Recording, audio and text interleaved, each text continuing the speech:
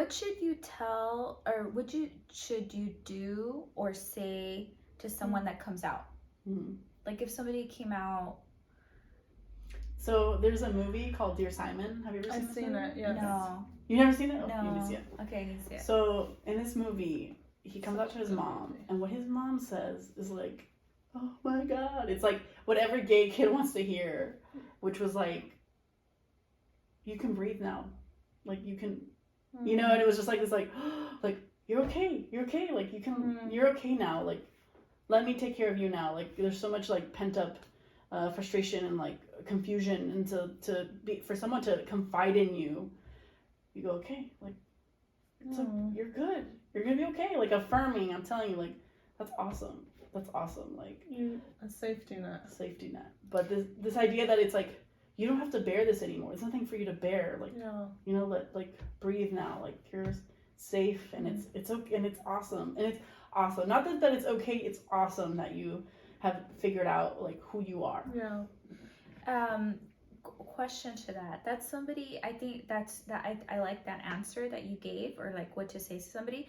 But what if somebody, like, let's say somebody tells you, but that's the reaction that they give you is not that. For instance, I can speak on a personal experience. One of my aunts, she came out to me and one of my cousins when I was around 17. And I kind of had a feeling she was, but I don't know. I guess I don't know if the right word would be gaydar. Yeah, is that good? Okay. You knew I was. So I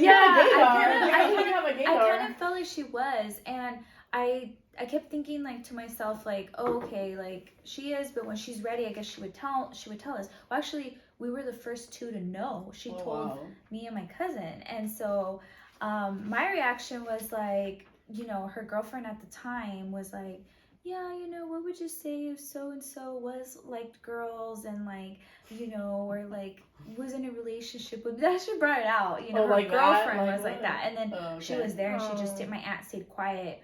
I was like, well, I would just tell her like, I love her. Like, you know, I would just do that. And then my cousin was in the car and she was like, she just said dead silent. And then she was like, yeah, I would tell her I love her, right? That's what she said. So then we were going a trip to Santa Barbara, and I remember we get off, and then because they had told us, like, I guess at the time her girlfriend was like, oh, like, we feel more comfortable being like affectionate towards each other. So I was fine with it. You know, I didn't think anything of it, but then my cousin was like, that's so weird. Why are they touching each other? Or like, why? Like, she said, yeah, she was comfortable with it in the moment, but I think she was more in shock and she didn't know what to say. And then she's like, and then we sat down, we had dinner, and then she kind of let it all out. She was like, I don't understand. Like, you know, like, I thought you liked men, and like, so you like her, and she's your girlfriend. Like, and I think it made my aunt at that time feel really sad, and she didn't know what, you know, like, I think she thought, okay, like, this, you know, they're accepting and stuff, and then now it's like, oh no, now you really thought about it and you're not.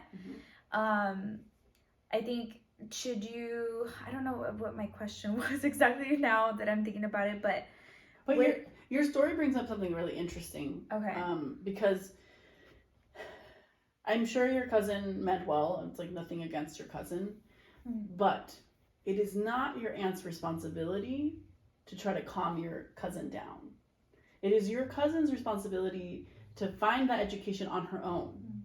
You know, it's like telling a cancer patient, I mean, I don't want to compare to cancer, but like, let's just say like there's something that happens to somebody and they share something, or an addiction or whatever, or something that they, I don't want to mention that. I'm not trying to equate it to that. Sorry, I'm just saying, like, what if there's something that they've exposed themselves about, something that's very personal to them, that they've been holding on to, and all of a sudden they're like, well, why? Well, that doesn't make sense. Like, it's like, dude, I've been vulnerable to share this with you, and now you're trying to make me feel, you know, like, that is not your aunt's responsibility. It's nobody's responsibility to try to make the other person feel to be honestly comfortable. I mean, they have to take it upon themselves to be educated. And that's why, like, I've heard many stories of people nervous to come out to their family and their friends, because they feel that the reaction is going to be, oh, now I got to try to explain this to them. When I've been trying to explain it to myself for years, now I got to do the extra work. It's like, no.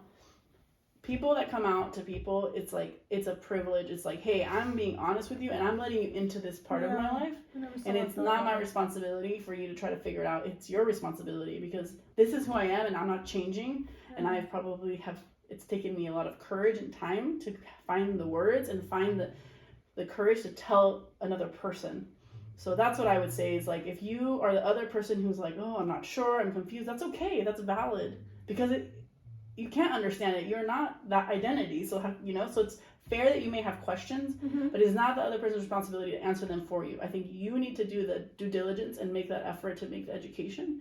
And then, eventually with time, you can warm up and just say, oh, like, how did you know? Like, it's a comfort level of like how much that person's willing to share. And it's a process. It's a process.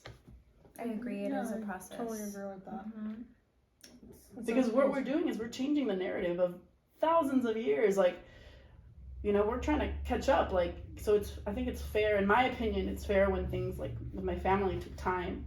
And I was willing to do that because I grew up in the same home my sisters did, in the same home, in the same background that my parents did. So it's like, I understand the limitations of where they are, but I think if they really love someone, they do the work to educate themselves and they do the work to try to get to the point where they can see eye to eye because that's the environment they grew up in. And so what's cool about right now is that we're changing, we're breaking those barriers so that 10, 15, 50 years from now, it's just going to be normal, it's going to be normalized. But in the meantime, there's that disconnect, there's that gap that can only be filled through education. I think educating yourself about something you understand is the best way forward. If you really love someone, right? If you really want them in your life, that is good. Yeah. Don't just shut down. No. Yeah, don't just shut down. Yeah. Find the resources. Yeah.